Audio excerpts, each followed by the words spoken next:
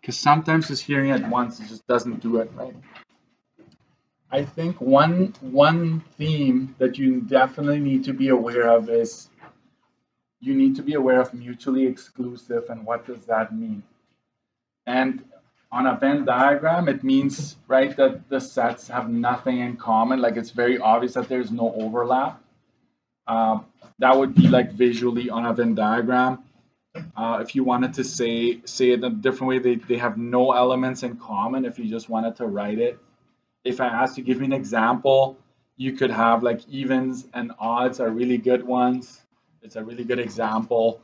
And sometimes you have to be very specific. Like if you're saying, I can only take in slot A, I can only take applied 40S, or I can take bio 40S. Like those are my only two options, right? So that would be like mutually exclusive. Like I wouldn't have students in the same class, like nothing would be shared there, right? So you have to kind of be, and so disjoint is the same thing, right? But mutually exclusive is kind of like a theme that's going to come with us to some other units when we do the chapter 4 and 5, okay?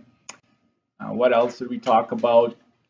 Equal sets, they're obviously exactly the same. Subsets, that's an important concept to remember. Visually on a Venn diagram, a subset is kind of like nested within another set, okay? Because when you have that, and this was not the greatest example, right? Because I kind of squished everything in, but all three of these elements that are in set A are also part of the one that's surrounding it, right? So every single element in A is also part of B. That's what a subset is. Should even one be different, it's no longer a subset, okay? I think I also need you to remember what outliers are. Outliers are elements that they're still inside our universal, but they don't belong to any set that we've defined. So those are called outliers. So if I asked yesterday, applied and bio, there are some of you that are taking other courses, right? Like I just didn't talk about those sets, right? I just talked about applied and bio. So everybody in this classroom that wasn't part of those two would be an outlier. Okay. All right. I think I thought about this one here. This is what we left off. This is what we did yesterday. The last thing we did yesterday, and sometimes this is correct. Like you know how we had even numbers and then not even. I would prefer it not being in a set. You know, we will just say, can you please erase this? Unless the question specifically mentioned that not E is actually a set, not E is just everything that has not been used. So this is even. Not even is everything that's outside, and in this case, it's not necessarily defined as a set. Okay, so I prefer it being that way. For this to be drawn the way I did it, I would have to be very specific and mention that that's the case. Okay, so just bear with me there a little bit. And I have to stress this here. The number of elements that are in the set plus the number of elements that are not in the set always add up to your universal, right? So set, not set, that would be everything that's possible in this case. And so from this, I can either say this or that. Either one of them can be stated, right? So if you wanted the number of elements that are not in the set, you just go universal minus whatever is in the set. And right now you're probably scratching your head a little bit, but I'll give you some examples down the road. And from this, we can also deduct this. So really what I'm doing is I'm just bringing stuff over, right? So it's subtracting depending on the situation. To be honest, this one is the most popular. This one right here is going to be the one I'm going to use the most. Okay, maybe I will box that in and just say most common. Okay, I'll say that. All right. Now let's get into some more specific examples so we can wrap our heads around all these definitions and equations, formulas, what have you.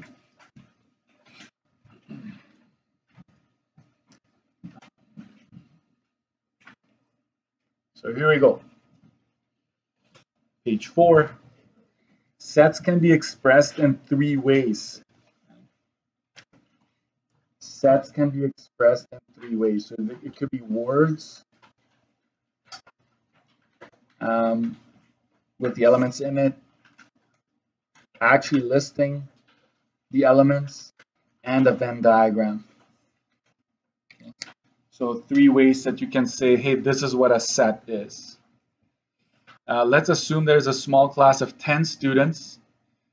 This is what we would call a universal set, like what the statement starts off as, right? That's a universal. And here we have, right? So just counting 2, 4, 6, 8, 10. There's 10 students. I picked the names very strategically because we have to always arrange them, right? Remember, this, a set, whatever elements are in there need to be arranged, either alphabetical or numerical, right? Like whatever the situation is. And so that's why I picked names that kind of are easy to arrange. So this is a set within the universal, right? So this, I know it's called set A, but this is our universal. Because we're told, right, that is a set of 10 students, that's what we have to pick from. Okay, that's kind of like our boundary, like we can't go outside of that. And then G, students in grade 12 applied wearing glasses, right? I'm defining it, and then next to it, I'm actually stating or listing the elements that are in there. Set B is students that with blue eyes, right? So we have 3 students where that is the case, and they're both arranged, if you notice, okay? Draw the corresponding Venn diagram. So the first thing you need to make note of is this Venn diagram going to overlap, or is it just 2 separate circles? And how would you find out if they overlap? They share things, right? So I'll notice that, right, chip and chip. And we have Jenna, right? So they share 2 elements. 2 elements are shared. Therefore, joint sets. So I'm going to kind of bombard you as I'm going examples. I'm going to say, hey, let's use terminology to describe the situation. So they're not mutually exclusive, right? In other words, I'm saying they're not disjoint, they're actually joint. So here we go. You just make a circle like this, an oval maybe. And I know it's going to be like that because I see that they share things. So this is set G, and this is set B. And let's fill in what's shared first and foremost. So we have Chip and Jenna. And then for set G, right, the 3 that aren't shared, they would just go in this part right here. Okay, so we go Biff, and here it doesn't matter if it's arranged or not.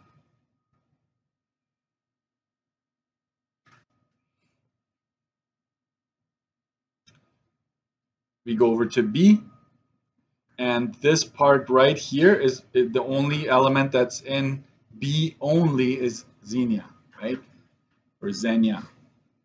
So that's how the Venn diagram would look like. And we're going to put U here. And you're wondering, why is he putting the equal sign there? Just wait. I'll show you in a bit why that equal sign is there. So you're almost there, though. But you're missing a key component is the outliers. You need to make sure everything that's in, right? Everything that's in U has to show up here somewhere. And so we're going to fill in the names that are not appearing in either G or B. And this is where it gets a little tricky, right? So we have, let's just count 1, 2, 3, 4, 5, 6. 6 elements are already taken. So that means we need to have how many out here? 4. Okay. So I'm going to do the equal sign here. 1, 2, 3, 4, 5. 5 elements are part of set G. 5 students, right? And 1, 2, 3 are part of set B. And yes, I counted these two, right? I counted these two for this set, and I counted these two also for that set. I'm very aware of that. You would have 10 elements. So let's go and find the names that are supposed to go in here. What I'm going to do here is I'm just going to go through my list and cross off the names that I've already used. So Biff, Chip, Damien, Dimitri. Have I used Dimitri? No, so I'm going to skip that. Fernando, I've used. Gurjot, I have not used. Jenna is already part of the sets. Joel, I haven't used yet. Xenia, I have. Okay. So now you're left with 1, 2, 3, 4 elements that we're going to add anywhere outside here, guys. Anywhere outside. So I'm going to go Anna, comma, Dimitri, comma, Gurjot, comma, Joel. There we go. I'm going to make an arrow and just say these are my outliers.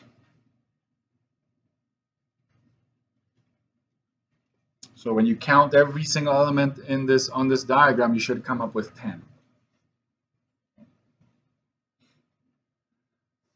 I'm just going to give you a heads up. Down the road, like there's going to be a few of these, but down the road, we're just going to worry about how many are in here, because we're going to have hundreds, dozens of items. So we're not going to list them individually. It's just way too time consuming, right?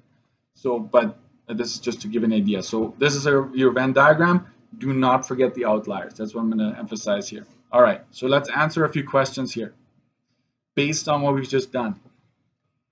True or false, and then explain. Is G, what does this mean? It means a subset, right? Is G a subset of A? So what you're looking for is everything that's in G also part of A? And I think I should have used the letter U instead, but A's are universal, by the way. And so are all the elements that are in G part of A?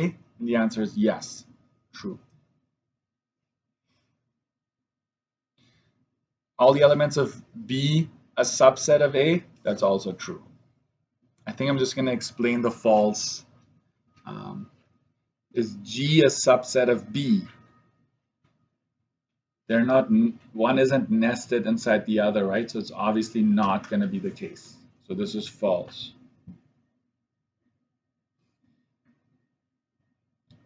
Not all elements in G are also in B. Yeah, I know it's a little tight there. It's a little cramped. Sorry, guys. I'm going to try to zoom into that. Not all elements in G are also in B. So is B a subset of G? That's false as well, right? You can look at the Venn diagram, or you can just look at the elements as they're stated. Either way, false as well. I'm just gonna go like this. Is that still being used these days? Not all the elements in B are also in G. How's that? Okay. What else do I have here for you? So we're going to cut this here. And we're going to use proper notation to state the complement of G and, sorry, this got cut off here. This is supposed to say B. Let me zoom out a bit. Use proper notation to state the complement of G and the complement of B. What in the world is that again? G it either has a bar on top or that little apostrophe, right? And so what you want to state is every single element that is not part of G. And this gets complicated. Okay, so if you look at up here for a bit. Not G is basically, I have a big thumb so I can do this easily. Not G would be that. You take away G and what are you left with? Everything else. Okay. So in alphabetical order, we have to now fill this in. Okay. So I think if I just copy that, Anna, Dimitri, I'm going to shorten their names, okay? I think they're going to forgive me for that. Gurjot, that one I can't really shorten. Joel, and Xenia. With a Venn diagram, this is actually quite easy. If you don't have a Venn diagram, it's a little trickier. You just have to make sure you cross off names as you go, right? So take my thumb out. So what I want to tell you is, if the Venn diagram had been missing, I'm helping you out here. So let's say this is gone.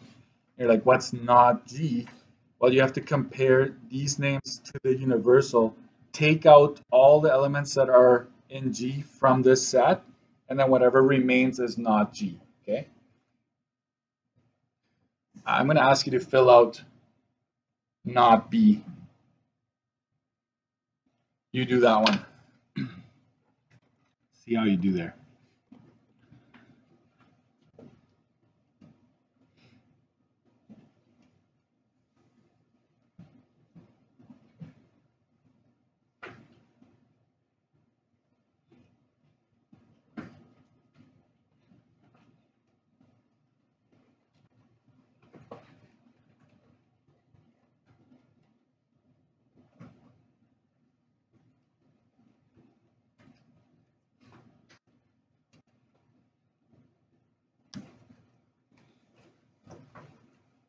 How's that?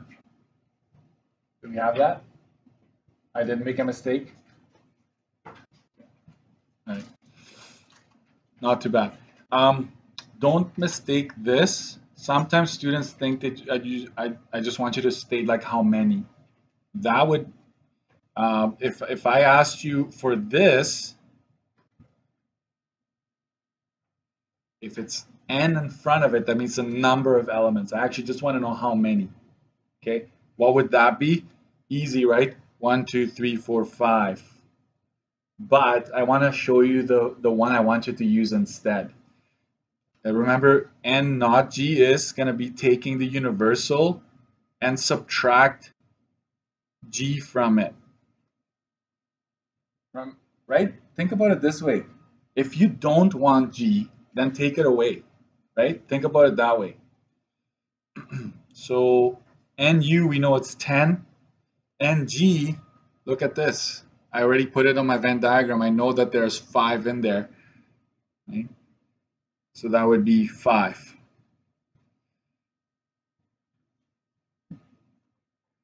Five elements are not part of G. Okay, that's what I'm figuring out. And the same thing would be for, so this is number of elements.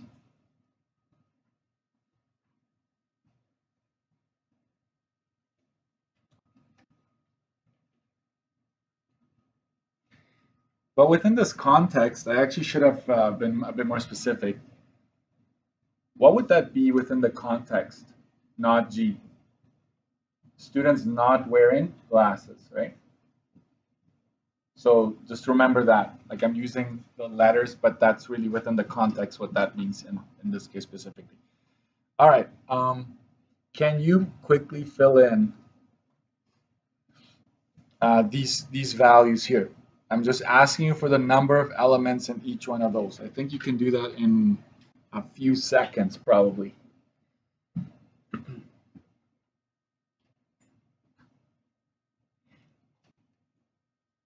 Because I already did all the work for you, right? Venn diagram is there.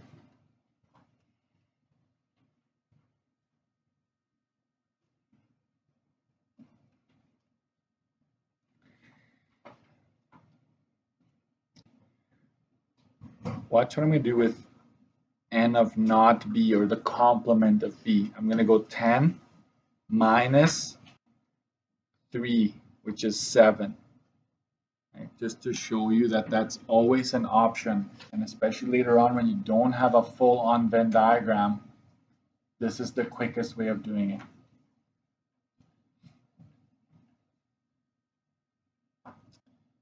Are the sets in B and G joint or disjoint?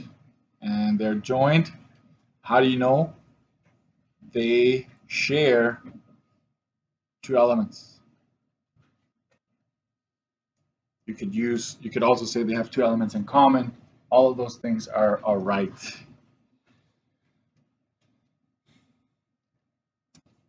In each case, state whether the set is finite or infinite.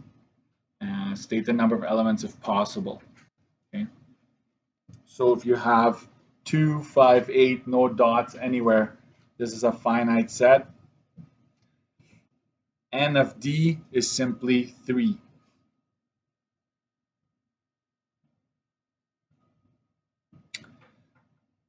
Let E be the set of even positive numbers, right? So we have an infinite set, and this one obviously is NA. You don't know the number of elements that are in there. So this was an example of joint sets.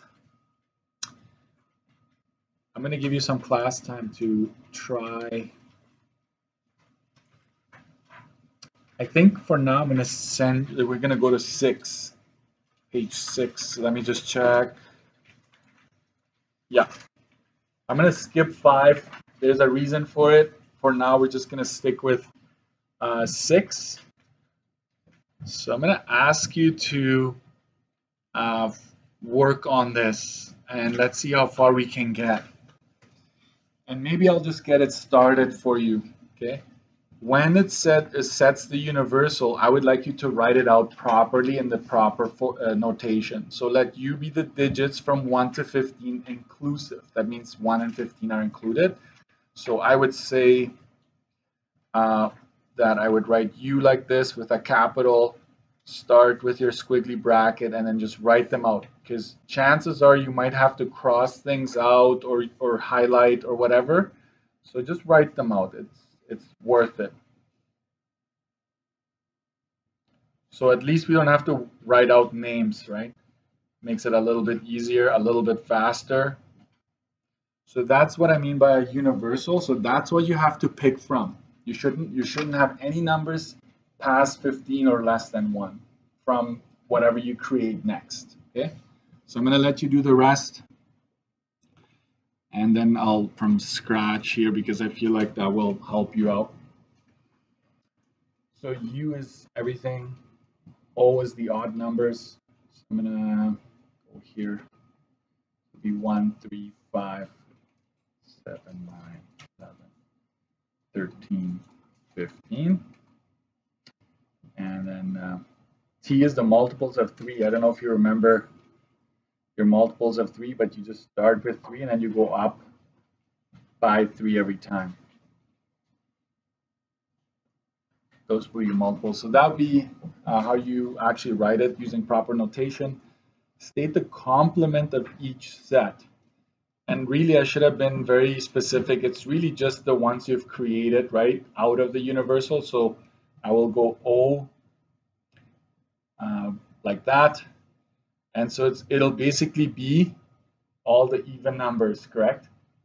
That's basically what it is. 2, 4, 6, 8, 10, 12, 14.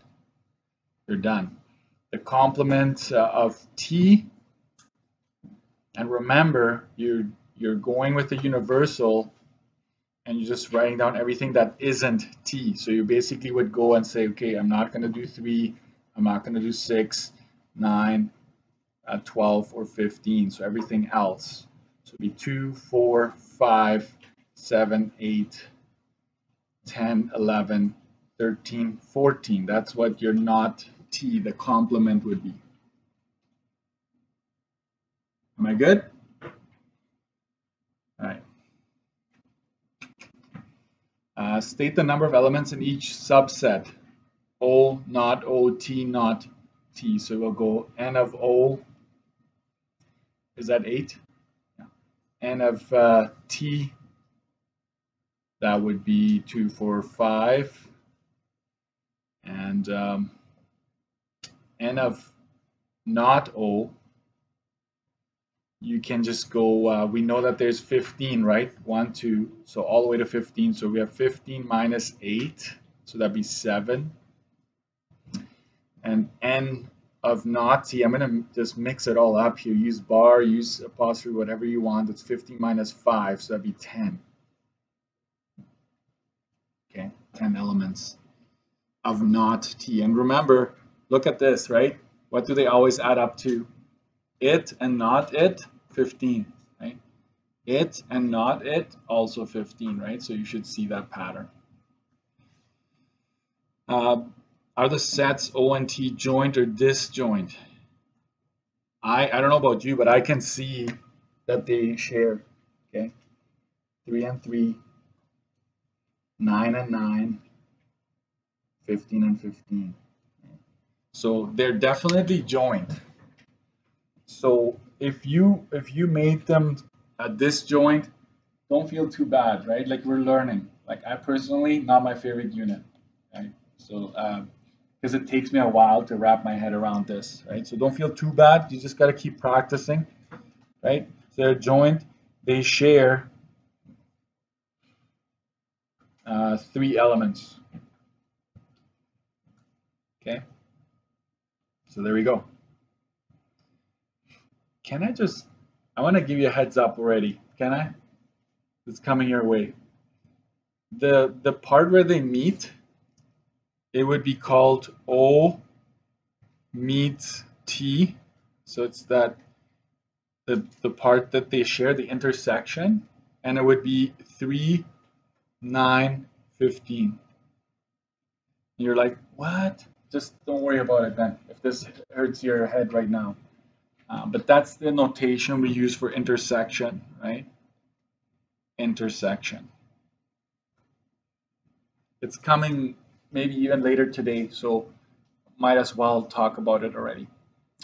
So those 3 elements they share. Venn diagram. All right. Sometimes the box you should actually wait, do that last. I tend to do that first, but you just come up with your 2 circles, and we know they're sharing.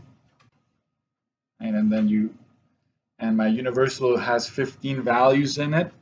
I have O, I have T. And let's start with the things that they share. So 3, 6, 9. No, sorry. What are they sharing? 3, 9, 15, correct? Sorry, guys. Take a deep breath. I don't edit this out, by the way. That's your YouTube video right there. It's just going to stay like that. So there we go. We have that. And then you go to O. You grab O from up here, and you just grab everything else, right? So 1, 5, 7, 11, 13. Okay. And then over here, so by the way, comma is not a big deal. Okay. So it's up to you what you want to do if you just want to state it separately. And then with T, if you go to T, all that's left is 6 and 12. Okay. And there's a lot of ways to double check if you're doing things right. For example, if you count 1, 2, 3, 4, 5, 6, 7, 8, there should be 8 elements in O, right? And you can technically double check. You just stated that up here. So it should all jive, okay? T has, we already know 5, but I'm just double checking. There are 5 elements in there, okay? And the one that we tend to forget is our outliers. So outliers, you kind of need to see what have you already used, and whatever isn't used yet, you put down here. So 2, 4, 8, 10, and 14. Okay. So if you count, there's 8, 9, 10, 11, 12, 13, 14, 15, right? So there are 15 values altogether inside this universal set.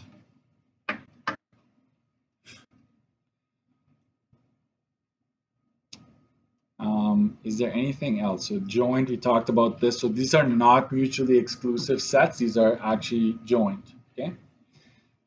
Create a subset of O. I want to talk about this because this is probably like the province is known for just throwing this at you and it's a mark, right? So the subset of O, call it P. So P could be as easy as, I'm just going to grab any element from O. You could just say 1. That is a subset. It just has one element in it. But all the elements in P are also found in O, right? Or you could say 1, 5, 7 if you wanted to. Or you could go, I think you could do 1, grab this 1, grab the 3, grab the 15. Whatever you want to do. These are all subsets. Just make sure it's not the exact, not all, don't copy all of the elements in here. It has to be one less, one fewer of them. And then next is Q.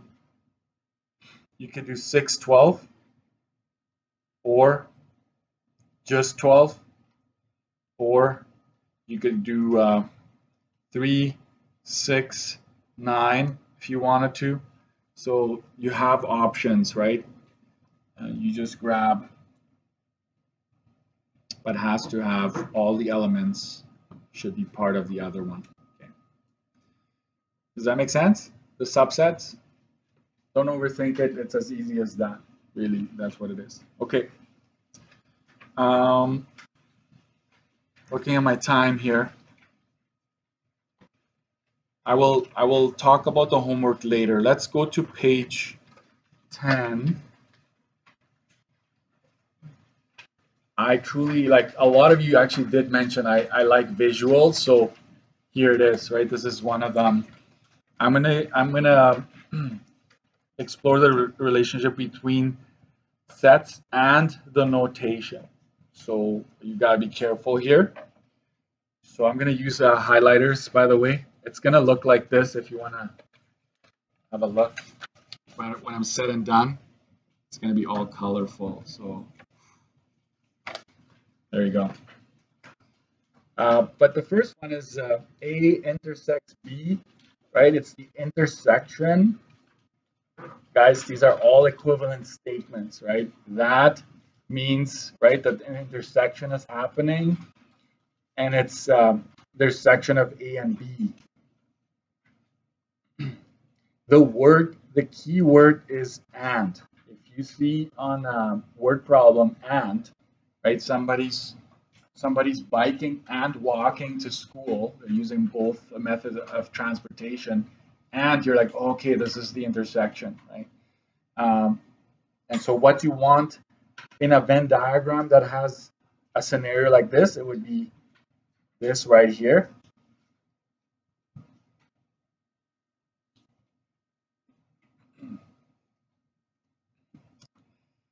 This one, is there an and to be had? Is there anything that they share in common? No. So I will add to it in a bit using a pencil. If you go to this one, these are subsets, correct? B is a subset of A. So the ones that they share in common that they both have is actually all of B. That is the part that we're referring to, all the elements in that area. I will just say that in this case, A and B is a null set. You remember that? The empty set?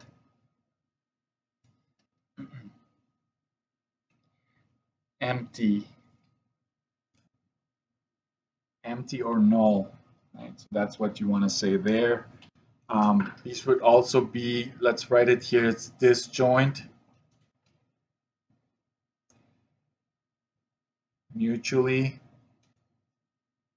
exclusive.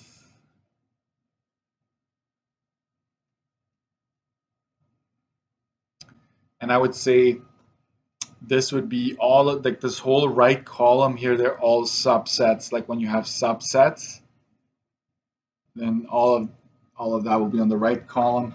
You'll have the disjoint in the middle, and then the first one here, the first column would be the joint scenario, which is probably the most popular. Like joint sets is probably the most popular in this unit. So there's your intersection. That's what it looks like in each scenario. Next is I'm going to use a different color here. The AUB, that's union, the union of A and B. And the key word for union is the word or. Okay. Elements in A and B are combined but not repeated. Note that the elements outside the sets is not included. Okay, so if you want to get the union of A unites B, so you basically include everything. I'm going to fill that all in a bit. I just want to make sure.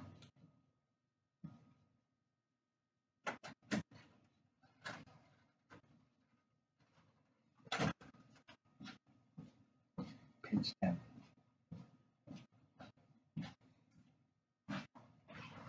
Okay, that's A union B. In a joint set scenario, if they're disjoint, not a big deal. We still just color in both sets, but that would be the union. Is we would include everything that's in A and B and just form one big set, right? That's what the union would represent. We don't have to worry about repeats here, correct? Because they're not sharing anything.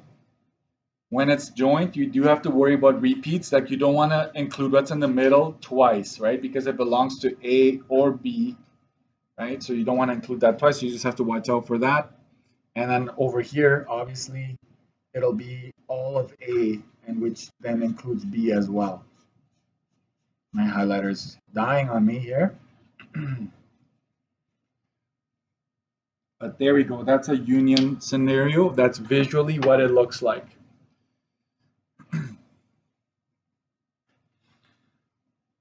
And I will call this part right here, I'm referring to the outliers. The outliers would obviously not be included in this scenario. All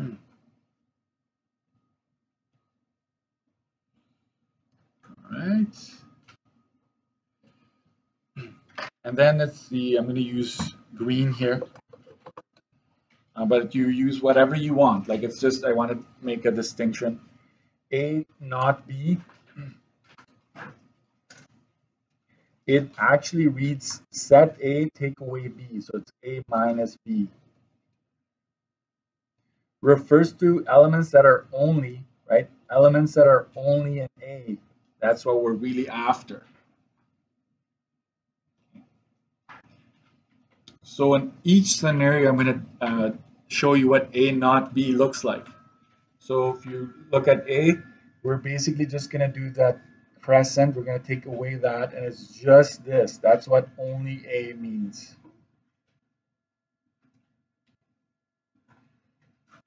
Okay, we do not want any of B mentioned here. So if we're looking at, walking and biking to school, we just want to know like how many students are only going to walk to school, like not using any other mode of transportation. A not B in this case, you don't have to worry, like A doesn't really take away at all here. It's just all of A. We don't have to worry about A having or sharing anything. So that's what it looks like there.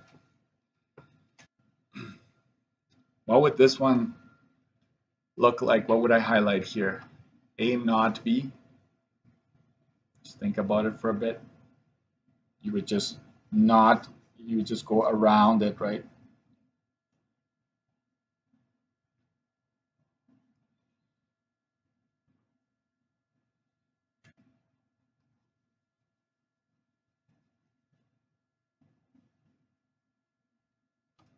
There we go. That's A not B.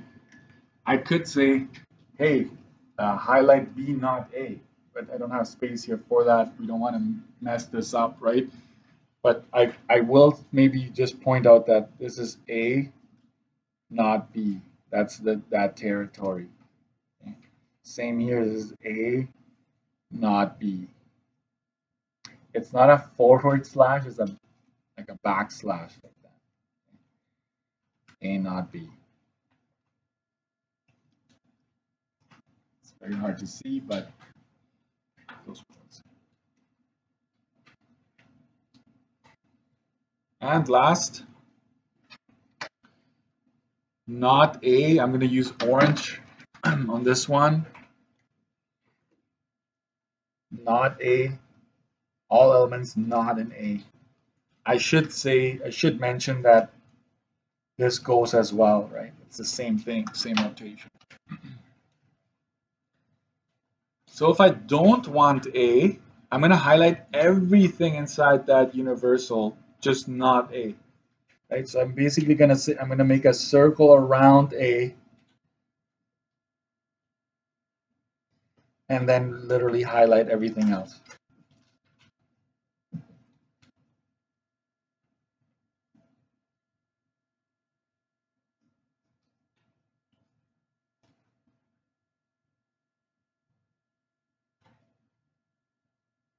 And you thought you'd never have to color between the lines anymore, right? Not in applied. Not A, and same here. It's basically everything except for A. So just make sure you don't color inside. And some of you might say, I don't need this. I got it, right? Well, that's fine. Right? Whatever works for you.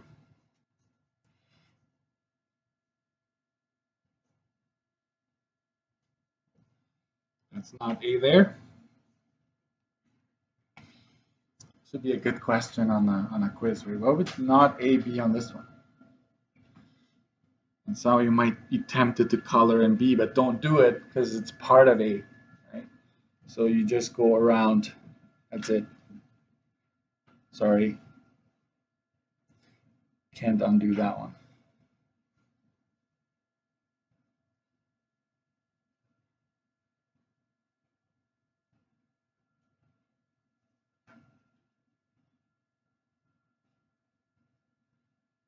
That's not A in that case, subsets.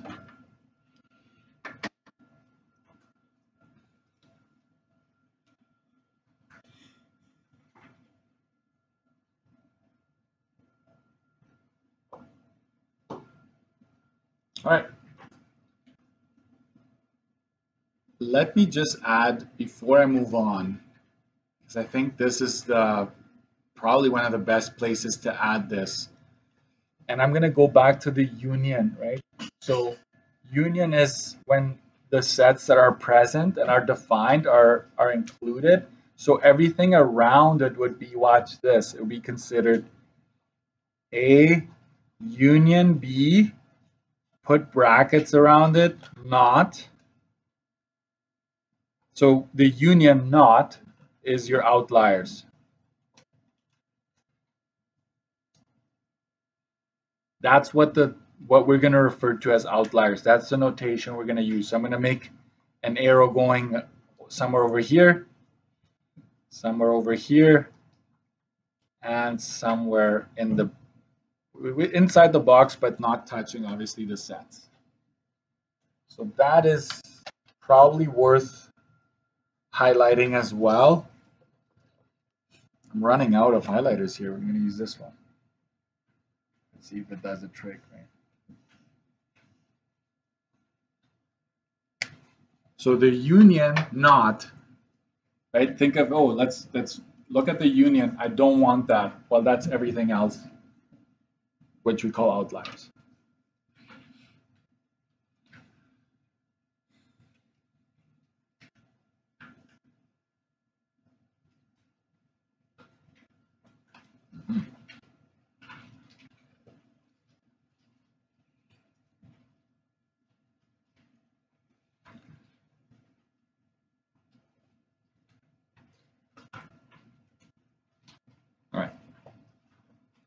think I'm going to stop there. And for homework, which you can already start now because you still have time, we're going to go back a little bit. I'm going to ask you to go to page 5. We'll write it down in there.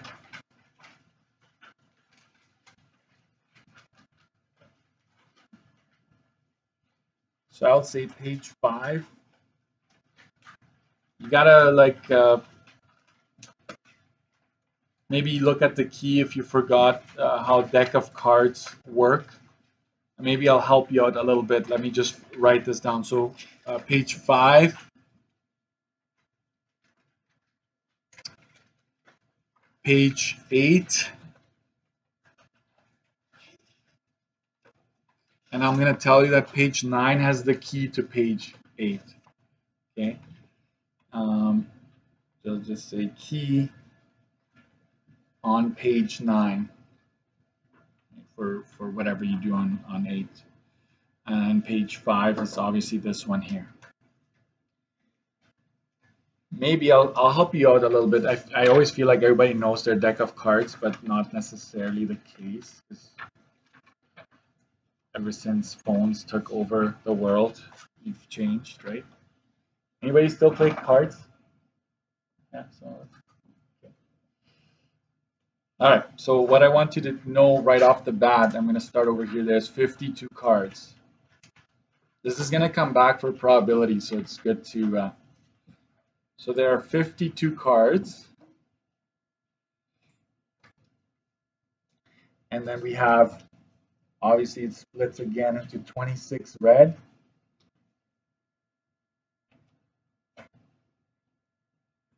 And 26 black. Let me zoom into that. 26.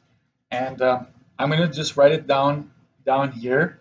It always consists of ace, 1, 2, 3, 4, 5, 6, 7, 8, 9, 10. Oh, wait, sorry. Sorry, this deck of cards is different than the one I have originally. It has the face cards first. So this is your king, queen, jack, and then it's 10, 9, 8, 7, 6, 5, 4, 3, 2, ace. Every single, you have your, do you know your suits? Maybe I should review that too. Diamonds. These are hearts.